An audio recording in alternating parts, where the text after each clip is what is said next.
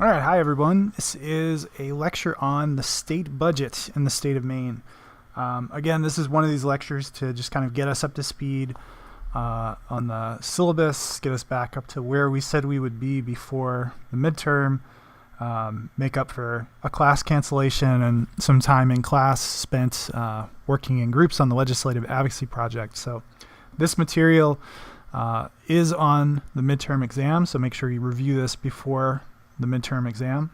And like I said with the lecture on the executive branch, if you have any questions, feel free to stop by office hours, shoot me an email, or we can talk about the elements introduced here as we review for the midterm exam on the 26th. So what we're going to cover today, what does the state budget fund, and what is the process? The budget, I know we hear, budget, taxation, it sounds kind of dry, sounds kind of uninteresting. It's actually really, really important to understand. Budgets are incredibly important to understand and can actually function in a way almost like individual acts of public policy. When you choose to fund something, choose not to fund something, you're making decisions about policy priorities and arguably doing so in a way that is just as impactful, if not more so, than crafting statute and state law. So we're going to talk about that. We're going to talk about some of the sources of state revenue and Maine's tax structure. We're going to talk about expenditures, what we're spending, and bonds, which is the mechanism that we use in the state of Maine to acquire money when we do not have it in the revenue streams. And then we'll talk about the budget situation in Maine currently. So to start, what the budget funds and the process in Maine. So first off, what is the state budget fund? The core of state funding, the majority of state funding, I would say, goes to the provision of services that are mandated at the federal level. So when we're talking about state budgets, the thing to understand is that there are certain elements of our state budget that, regardless of what we want to do at the state level, we are bound by decisions made at the federal level. So whether we like it or not, we have to allocate some portion of the budget to education. Whether we like it or not, we have to allocate some portion of the budget to Medicaid and providing health insurance for people below a certain income threshold. So the core of state funding is going to go to those provision of services mandated at the federal level. But what you'll see when you look at different states is that they make decisions about spending ratios. They have flexibility in terms of what portion of the budget they're going to allocate to those federal mandates. So for instance, West Virginia only spends 10% of its budget on K through 12 education, while Vermont spends 32%.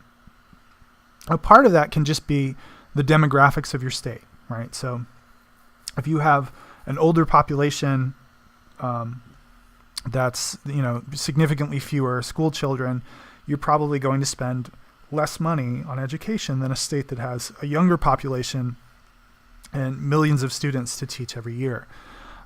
But part of that is also decisions about priorities, right? So I'm willing to bet that Vermont has a better education system, a more generous education system that's spending more per pupil and paying its teachers higher salaries and producing better overall results on education than West Virginia. And part of that is a function of what they decide to spend money on. Also, here we have a comparison of Wyoming and Missouri. Wyoming spends 7% of its budget on Medicaid. Missouri spends 36%, right? This is decisions about spending that they're making. Part of it is driven by your demographics, but part of it is also driven by policy priorities. And there's always flexibility in these federal mandates for states to decide how generous they're going to be, what the criteria are going to be for eligibility for certain types of funding and services. So there's all sorts of ways in which states can vary, even though a lot of what we spend money on is mandated at the federal level. The two areas that typically make up the bulk of state government spending are healthcare and education, right? So these two examples are related to the areas that make up the bulk of state government spending. And that's because there are federal mandates. Every state has to fund a K through 12 education system. Every state has to have some minimal degree of support for providing health care for folks in need. So these are areas that that it's just, if you're talking about state budgets, part of it is going to deal with healthcare and education. This is an overview of the types of things that states spend their budgets on, the percentage of state spending, just as a pie chart. So you can see here K through 12 education, which is the dark orange, and then the lighter orange, which is higher education, on average are taking up about 38% of state funding, right? So your education system, both K through 12 and then higher ed, on average, average state is going to be almost 40% of your budget. Then you look at things like Medicaid, right? Medicaid is, and the Children's Health Insurance Program, or CHIP, that's about 16% of your budget. All other could be virtually anything. That could be anything that states spend their money on. Transportation is going to take up about 5%. Corrections, 4%. Public assistance, 1%. So some of these things that we're talking about here are mandated by the federal government. Anything that's mandated by the federal government is also going to be a source of federal dollars as well. So states are getting money. There's money coming into states to fund and support education, healthcare, and many of these other things as well, although in less significant numbers. So transportation, there's always going to be some federal dollars flowing to spending on transportation. So just understand, as we talk about state budgets, that a big chunk of what state budgets are dealing with is going to be determined by federal priorities. This is a breakdown for the state of Maine in the year 2016. And this comes from a firm called 45 North Research. That's a policy research advocacy firm that put together a really good primer on the Maine state budget with some good breakdowns of where we're spending our money. So you see here that education in various ways, whether we're talking about teacher retirement plans, early childhood education, higher ed, or support for K through 12 education, that's about 45% of our budget in the state of Maine. And then various dimensions of health and human services, the big one being Maine Care, our version of Medicaid, but 11% just other DHHS spending. 35% of that is going to health and human services. So basically, we're talking about 80% of the general fund, which is the big pool of money, $3.4 billion. It is the most versatile pot of money that the legislature has at its disposal to spend things, and 80% of it is going to education and healthcare. Down in the smaller type there, you have some other categories of spending coming from the general fund. And let's just look at a few of the big ones. Corrections. This is, given the trends in incarceration and the number of people that are in correctional facilities nationwide, this has been an increasing category of state spending. We see that we're now up over 5% is what we spend on corrections in the state of Maine, for a state that doesn't have a very high violent crime rate. But there are certain issues, mainly the fact that our population is spread out geographically, and we're a largely rural state. And so we have to have corrections facilities in different parts of the state, and anywhere you have a corrections facility, you have to fund it. So that results in a pretty significant chunk of our state budget. Other things here. One interesting thing that you might want to note is just the amount of funds that go from the general fund to the various branches of government. So the legislature has a budget at its disposal that's about 0.8%, which is not a whole ton of money, right? But it's significantly larger than some of the other branches of government, like, for instance, the executive, which is only getting 0.1% of the general fund, or the Secretary of State's office, which is only getting 0.12%. So you just see here kind of what the breakdown is. The general fund is not the totality of state spending. It's just the biggest pool of resources that the legislature has at its disposal to allocate. But you see that a lot of it is predetermined, predestined to go to health and education, and then various other very important priority areas for the state make up the other 18%. All right, so Maine state budget basics. These are just basic facts about the state budget. Know them, internalize them, be mindful of them. First off, Maine state budget has what we call a biennial budget. It is for 2 years. They'll lay out the budget for 2 years.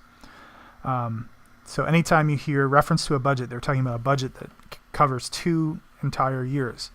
The budget must be balanced, meaning you'll hear reference to deficit spending when we talk about the federal level, right? We just passed a tax cut that was that resulted in $1.5 trillion of deficit added to our already existing deficit. States don't have that option. States have to balance their budget, so they can't have more in expenditures than they expect to have in revenue. They have to balance the books. That's mindful. You need to be mindful of that. It sets certain constraints, and that's an important thing to be considerate of as you're talking about how states collect revenue and then spend their money. It also has to align with state revenue projections. So a state, as they're plotting out what they're going to spend, the next spend money on for the next 2 years, they can't say, yeah, and I think we're going to see the economy grow by 7 or 8% next year. And so therefore we can allocate all of this money to, education or healthcare or environmental protection. If it's not in line with realistic revenue projections, then they can't allocate that money. There's certain items that have to be funded. So state retirement payments, if you're a state employee and you've paid into the you've been guaranteed payments under the state retirement system, it's in the Maine state constitution that the state budget has to fund that. So that is a starting point for any budget process, is you need to account for those retirement payments. Also federal mandates. If there's a mandate that we have to fund a certain thing, there has to be a state program available for X, Y, or Z, then that has to be funded. That's non-negotiable. It's not discretionary. It has to be in there. We also, this is number 5, we have a spending cap for the state budget. So the state budget must be within this spending cap. And the spending cap is actually determined by the 10-year average of growth in personal income. So you look at the 10-year average for how personal incomes have grown, and you can't spend more than that, whatever that percentage is. Say it's 2%, right? So you cannot increase spending by more than 2%. It needs to be in line with how personal incomes are growing. So that introduces another constraint. Not only does it have to be balanced, not only does it have to be within the expected realistic revenue projections, but it also has to, if it is going to grow, it has to be in line with the ways in which income is growing. It can't outstrip them and spend more than the ways in which personal income is growing. It can be revised. Frequently what will happen is in the beginning of the second legislative session for a year, there'll be a process of review of the existing budget. There'll be some things in which will come in under budget. There'll be other things in which there were costs or expenses that were unaccounted for, and so now we need to fill a hole. So there's various points at which the budget can be revisited, and it is a process of collaboration between the governor and the legislature. So the governor has the ability to produce the first draft of the budget, and the legislature, they'll produce the second. They'll produce the one that ultimately goes before the legislature to be considered and voted upon. But they ultimately are responsible for the final draft of the legislation of the state budget. The legislature is going to need to pass that, an identical version in both chambers of the legislature, in the same way that a piece of legislation would be passed, and then it goes to the governor to sign, hopefully. And it has to be into effect before July 1st. If it's not, then you have a state budget shutdown. There's certain emergency services that would remain in play, can be funded through contingency funds, but a lot of non-emergency services, a lot of state employees, a lot of basic functions of government, less urgent functions of state government would shut down. And that's actually what happened in 2017. We had a very brief 3-day shutdown because there was not agreement on the final draft of the state budget. They couldn't craft something that the governor was willing to sign, And so we had a 3-day shutdown and eventually signed a state budget and put it into place on July 4th. So that's some basics. That's just these will always characterize budget negotiations in the state of Maine. Any budget which is produced will have to adhere to these expectations, these stipulations. So the budget process in Maine, as I said, it's a biennial budget process. They're going to fund all state level operations for 2 fiscal years. And it's broken down into initial budget in the odd year, so 2017, for example.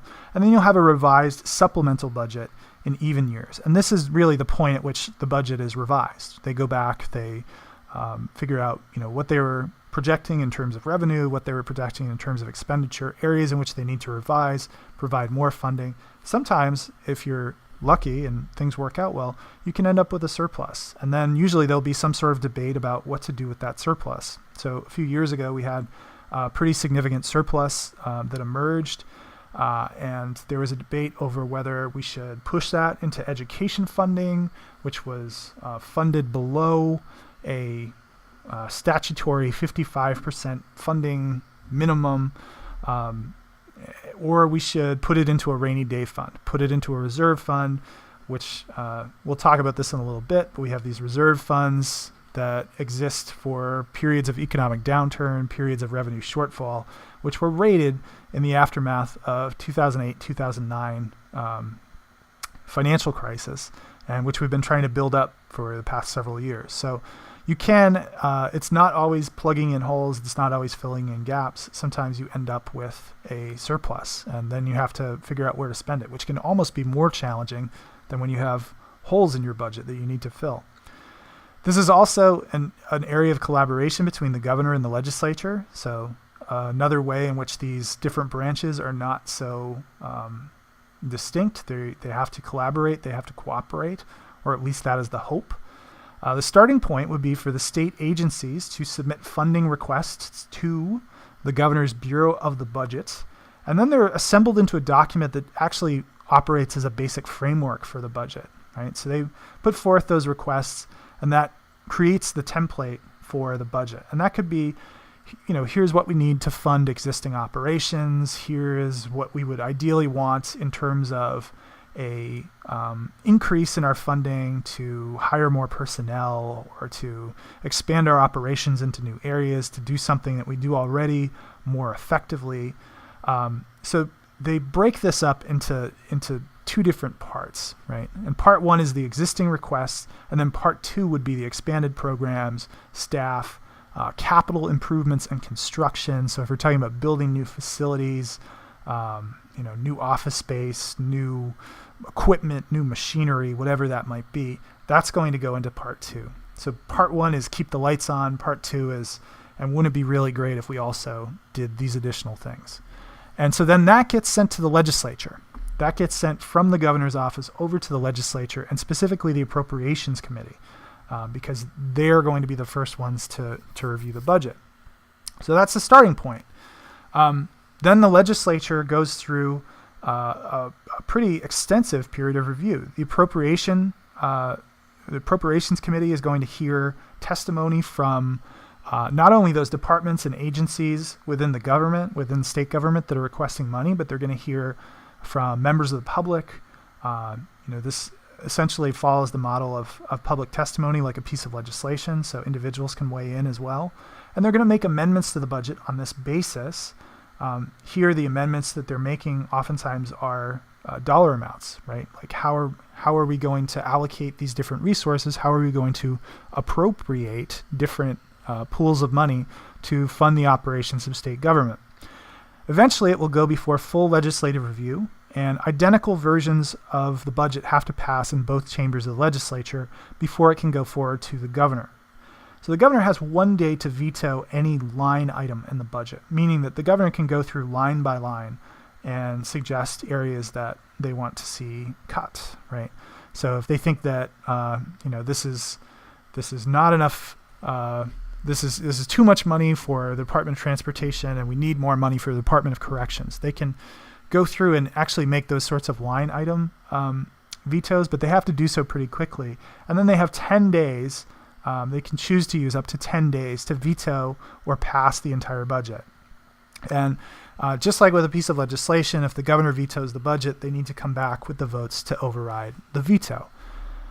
Once you have a budget in place, then you move to the execution of the budget and auditing. So state agencies and departments then submit a revised outline of what they intend to spend money on for that year based on the budget, which frequently is different than what they request, right? They've requested a certain amount of money. They might not have gotten it. And so then now they need to change what they intend to spend based on the final approved budget. And then they're subject to annual review by the state auditor. That's the role of the state auditor, is just basically to kind of review spending and the use of state appropriations and state funds. So that's the process. That's the process in a nutshell. There's a lot of behind-the-scenes stuff that happens here. There's a lot of negotiations between leadership, between the governor's office. There's a lot of things that aren't necessarily out in public view, but a lot of it actually is out in public view. So that's the spending side. That's the expenditure side. We need to talk about the other side, which is revenue. And most of the time when we're talking about revenue, and we're talking about taxes, right? So we're going to talk about Maine's tax structure a little bit. We'll also talk about the local tax structure, how the local revenue structure, how local municipalities and towns get their revenue. So sources of revenue in the state of Maine. First and foremost is federal funds. Federal funds basically constitute about half of our state revenues. And that's even for any state, really. That's a significant number. Maine gets a significant amount relative to other states of federal funds. And so you can think a little bit about why that would be.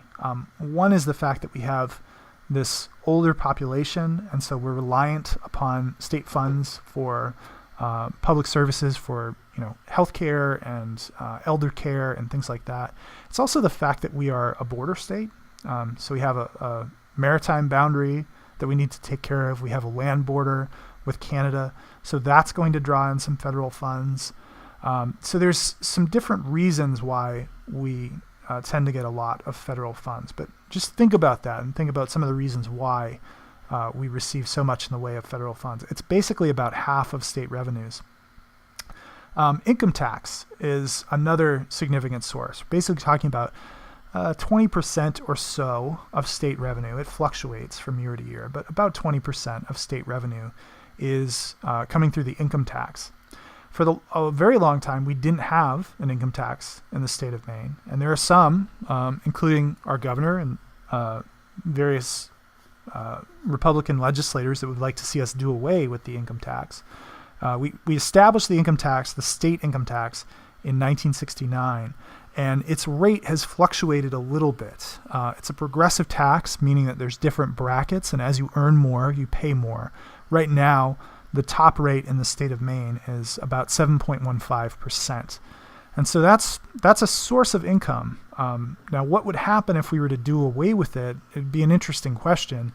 It would require some pretty significant changes, probably in expenditures, and also to develop some new means of revenue generation. If you lopped out 20% of state revenue, we'd need to figure out other ways to generate that revenue. I don't think we could just cut 20% of state operations, but that's something that has been considered and discussed in recent years. Beyond the income tax, we have the sales and use tax. Biggest way that we encounter the sales and use tax is on any sort of retail sales, the exception of food and medicine. And this was established in 1951, so this is a relatively recent invention as well. So it accounts for anywhere between 15 to 20% of state revenue. Corporate income tax, again, there's variation in what the rate is, but we're talking anywhere between 3.5 to 8.93%, and there's various exemptions. There's all sorts of credits and breaks and ways in which you may not end up paying the full percentage. You're not fully on the hook for the amount of corporate tax that you would pay. And then we have a variety of other taxes and fees. So The cigarette tax, for example, doesn't really fall in any of these, but is another way in which we generate revenue. And it's frequently what we turn to when we need to we need to plug a revenue hole and need to find a way to finance it. But also things like fees, state level licensing. If you pay to have a state license in something, that money goes into state revenue. Any fees that you would pay at the Bureau of Motor Vehicles, that is a source of state revenue. These sorts of things, that's the remainder of revenue. So we have a number of different ways in which we can generate revenue in the state of Maine. Here's a breakdown of that, just as a pie chart. So the total operating revenue in the state of Maine for 2016 was a little over $7 billion. You see that the largest chunk, roughly $2.6 billion, is federal dollars. Second largest chunk is the individual income tax, 1.5. Sales tax generates 1.2. And then corporate income tax, actually a relatively small amount, mainly because of the lack of large-scale corporate investment in the state of Maine. Gasoline tax, private sources, and other. Other would be a whole lot of different things. But you'll see that, in general, the most significant sources of revenue are the federal government, sales tax, and income tax. All right. Local tax revenue. So if we talk about the state, we have to talk about the local. Local tax, towns, municipalities, they are significantly constrained in the ways that they can generate revenue. They have responsibilities. They have things that they have to fund, right? Education, at least some of the cost of K through 12 education is funded at the local level.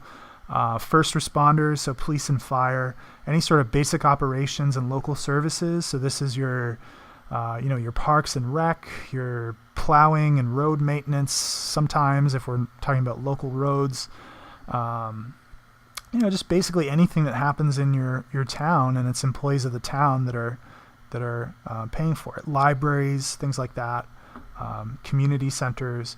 So there can be pretty significant expenses for towns and municipalities, and they really only have two key mechanisms in the state of Maine that they can use to generate revenue. The first is the property tax, right? So this is just a tax based on the current value of one's property. The second is something called revenue sharing. So when someone purchases something in a town or municipality, there's a sales use tax that comes into play. Sometimes there's a dining or a lodging tax, and a portion of those tax revenues collected at the local level after they go to the state are going to come back to the local governments. We call that revenue sharing. So in the city of Bangor, if there's a big concert at the Bangor waterfront and 10,000 people come into town and they buy dinner, and some of them stay at hotels, some of them go shopping, that state sales tax that they are paying on things that they are purchasing, that's going to go to the state first, but then a certain percentage of that is going to come back to those local governments. And this issue of revenue sharing has been a pretty constant source of debate in the last few years. And so I'm going to talk a little bit about why. Here you see the level of state funding. These numbers are a little bit old. They're about 5 years old. But you see the level of state funding to municipalities. That's the blue line. And the level of municipal property tax collection. That's the black line, right? And we see as state funding to municipalities has gone down, really we see it dip pretty significantly starting in 2008. Property taxes have gone up. That's just revenue and expenditure, right? As the state is providing less funding to municipalities through revenue sharing, through other things, they have had to find other ways to get that money. And the primary way that they have done so is through raising property taxes. This has fueled a debate between state officials and local officials about essentially, funding to municipalities. You have local officials, local city councilors, local town councilors who are taking the heat from local residents as they see their property taxes go up. And their response to them is, if the state would provide us more money, we wouldn't have to raise your property taxes. Then at the state level, you have individuals pushing back and saying, well, maybe if you don't have the funds to support various things that you're paying for at the local level, you need to think about areas in which you can cut. So there's been this kind of back and forth in recent years between state and local officials, but a lot of what is driving it has been this decrease in state funding flowing out to municipalities, and then the fact that they're relatively limited in terms of what they have as mechanisms to raise revenue, property tax and revenue sharing being the big ones, that they have to raise property tax in order to make up for it. In addition to these two key mechanisms, you do have, there's some local level fee and licensure things. If you're applying for a permit to, sell alcohol or to have a, food service business, you would pay a fee for that license. If you have a dog and you get your dog license, there's a fee.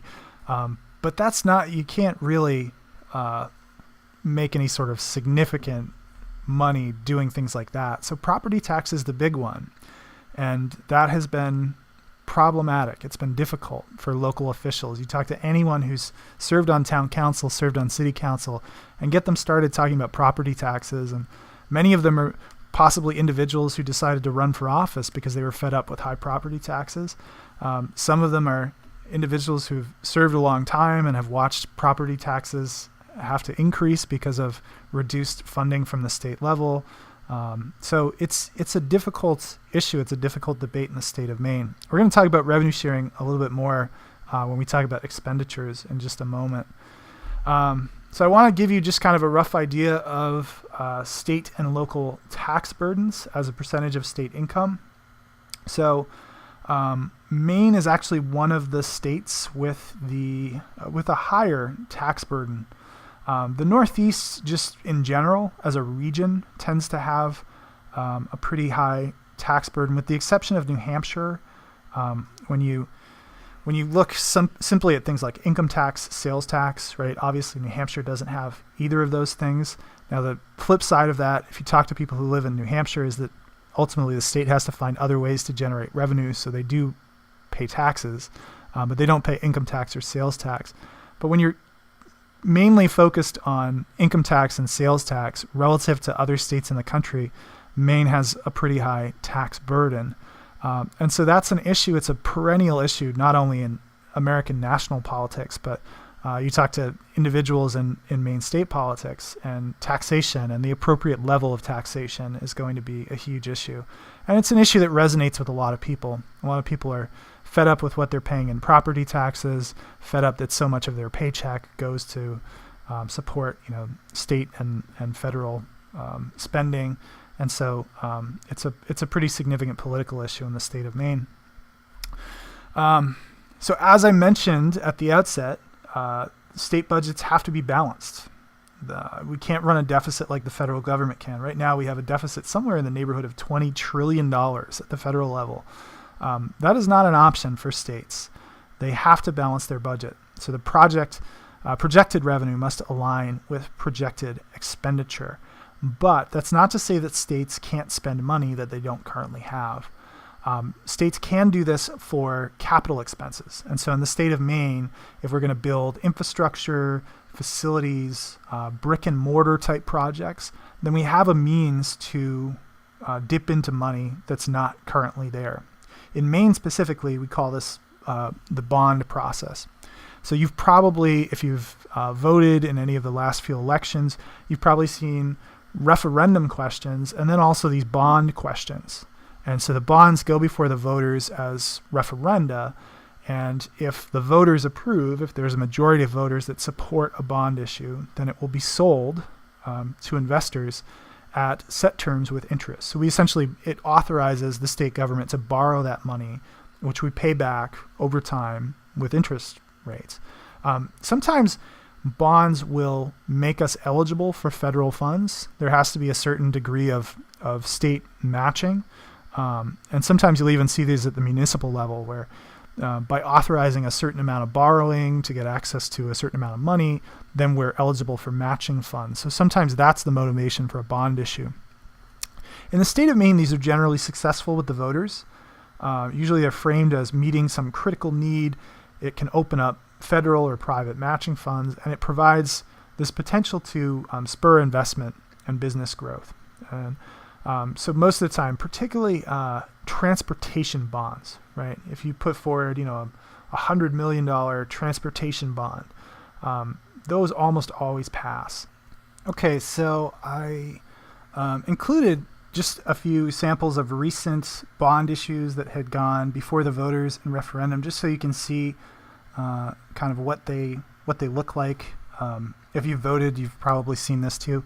But it's essentially an up or down vote. They'll specify the amount, they'll specify what it's going to be used for, and if there's any sort of match that will be generated by it, they usually specify that. So for instance, in 2015, we had a $15 million bond issue that was going to be matched by an estimated $22 million in private and other funds. There is a bond here, a bond question number 2 on that actually relates to the University of Maine. And I remember when this bond issue came up, that there was a pretty significant public relations effort to get this $8 million bond for a cooperative extension facility to be built to monitor and test health threats related to insects, ticks, mosquitoes, bed bugs, etc. And the reason that there was such a public relations effort is that after a string of pretty successful attempts to generate revenue for the university through bond issues, there was a defeat, I think in 2011, 2012. And so they really made an effort to sell this, and there was some pretty significant efforts to convince the public that this was necessary and important. But for the most part, these things are usually uncontroversial. They usually pass pretty easily, although any bond issue is going to have to go through the legislature, and they will be pretty selective about what gets put forward to the voters for consideration, because there's only so many bond issues that they can put up every election, and they want really the most compelling and most vital interests to be supported at the state level. So this is in general what these look like, and as I said, they tend to be successful. So we've talked about revenue, and now we need to talk about expenditures. And expenditures in the state of Maine, I have some numbers here just to show you the extent to which Maine government spending has grown in roughly the last 2 decades, although this is a little bit out of date. This only goes up to 2013. But I wanted to show you just kind of the broad strokes of how spending has increased over time pretty significantly, by 88%. And so one question you might ask is, how have we essentially almost doubled our state spending in this 20-year period? I imagine this is probably just the general fund that they're taking into account here, because $3 billion is a little low. But the general fund is the biggest pool of state spending that we see. So why would this have increased so significantly? And I think the thing to come back to is, at the outset we said about 80% or so of spending from the general fund is devoted to education and healthcare. And if you just think about those 2 areas and think about costs associated with education, whether it be K through 12 education, higher education, or cost related to healthcare over the last 20 years, they've increased significantly, right? And so these are areas in which we have mandates from the federal level that we need to fund, and increasingly costs are going up. And so that's putting strain upon Maine's budget and our spending priorities, but it's also putting strain upon really every state government. For most state governments, education and healthcare are going to be the big spending priorities, and we see these are areas in which costs are going up, and so that introduces strain upon state budgets.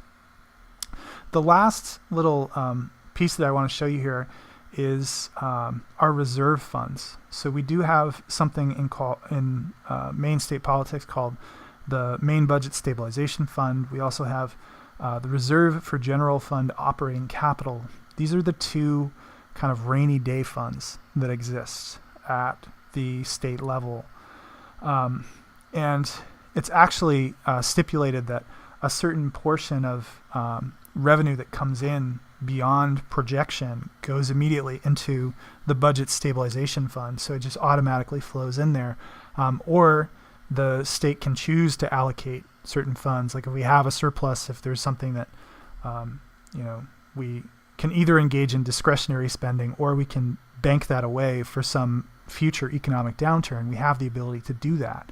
And you can see here kind of the ebb and flow of these reserve funds. Basically, when the economy is good, they build up. And when the economy tanks, we raid them. And so the most recent rating of the two funds, the General Fund Operating Capital and the Budget Stabilization Fund, came right around 2008, 2009. This was under Baldacci, and we rated them down to nothing. Like we cleared them out in an effort to recover from lost revenue in the wake of the financial crisis. So, excuse me, you had people losing their jobs. You had people increasingly relying upon government services. And so state revenue took a big hit, and also the amount of money that we had to pay out in services, unemployment, things like that took a huge hit as well.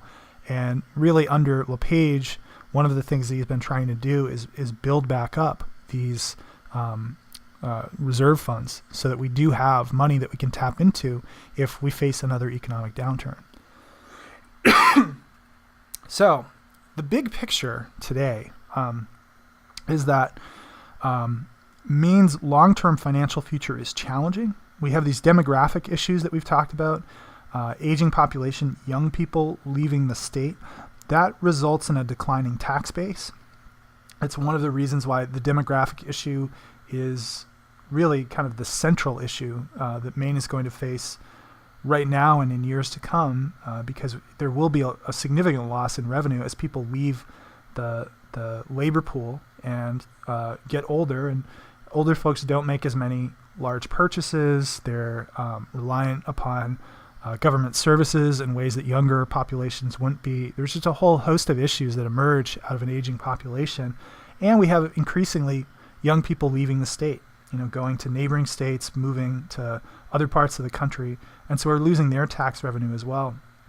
I've also seen a pretty significant cut in tax rates under Paul LePage. That was one of his first priorities as governor, and he was successful. And that resulted in less state revenue annually. And so that is going to inform what we can do as a state as well. Costs of healthcare have gone up, and so that that percentage of the state expenditure, the state appropriation that's going to the Department of Health and Human Services, is going to get larger. And Maine had an opportunity to bring in federal funds for Medicaid expansion under the Affordable Care Act. It passed that through the legislature a number of times, and it was vetoed by Paul LePage. And he has, his reasons for vetoing it. He was suspicious of costs and what the deal for Maine would end up being, and that was a pretty pitched policy debate between Republicans and Democrats and centrists within the legislature. But the bottom line is that we haven't expanded Medicaid yet. That went through a citizens initiative, and so one of the major questions of this legislative session will be whether and how we implement Medicaid expansion. But that's federal funds that would have directed money towards the cost of healthcare that we're not getting as a state because of this policy battle. We also have the increased costs of higher education. Higher education, as you all are aware, has increased in cost pretty significantly. And we're spending less and less as a state on this. Our state expenditure for higher ed has decreased over time, but it's still significant. And so as costs of higher education go up, it's still a pretty significant portion of the state budget. And we've also just seen a general reluctance to resort to bonds. We're pretty stingy as a state when it comes to going into debt in order to fund things. And since 2008, 2009, when we essentially cleared out those reserve funds, there's been a reluctance to draw down the reserve funds to rectify any sort of imbalances. The response of state government is much more likely to just engage in cuts as opposed to raid our reserve funds. Those are really only for crisis moments. So there's a number of reasons why this financial future is a challenging one. I mentioned at the outset, just in terms of procedure on budget, that we have to have a budget in place by July 1st or we have a government shutdown. And so the big, kind of recent event in the Maine state budget world was the budget shutdown that we had in 2017. And the reasons for that budget shutdown are interesting. I encourage you to read Christopher Cousins' article and look at it. Basically, what happened was that there was a citizens' initiative to introduce a surcharge, a tax on income over, I believe, $100,000. So some of Maine's more wealthy residents were going to be charged an additional tax on just the income over that amount, and then that tax would be applied towards education funding. There was a citizens' initiative years and years and years ago that said that the state was required to fund 55% of the cost of K through 12 education for towns and municipalities, and we've never hit that number. We've never funded that 55%. And so this was a referendum question that was brought forth by some progressive advocacy groups like the Maine People's Alliance, the Maine Education Association, and the goal was to create a funding stream that could get us to 55%. And it was successful. The voters passed it. And then once it got to the legislature, there were those in the legislature that said, no, this is an increase in taxes. We're not going to support this. We will support some additional revenue going to education, but we're not going to implement this as it was approved through the Citizens Initiative by the people of the state of Maine. So that turned into a very, very pitched, long, drawn-out battle between Republicans and Democrats in the State House, and eventually shut down our state government, albeit briefly. It was only a 3-day shutdown. But that's kind of where we're at, just in terms of the climate in the state legislature, the difficulty that we face, and it seems to be getting harder in crafting state budgets. And all of that is conditioned, all of that is shaped by this broader financial picture that we have. So read that piece by Cousins and just think about, the state budget process and some of the challenges that lawmakers face in trying to craft a budget that can actually pass and will be signed by the governor each session. It's got to be one of the hardest parts of the job of a legislature, is when you get down to the wire on a state budget and you're facing the prospect of government shutdown and neither side is willing to budge, which is where we ended up last session. So we'll wrap up there.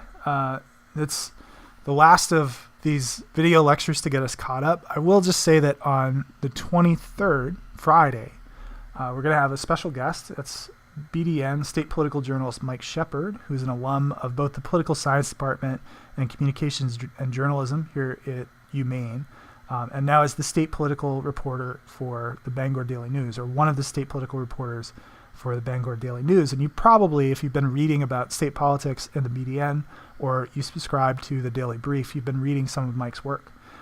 So for that, I'm going to have you read just a report on the state of state politics journalism. He also suggested that we review an annotated version of The State of the State by Governor Paul LePage that he and some of his colleagues put together. And I'll just send along a link of Mike Shepard's work on the BDN website for you to peruse and check out.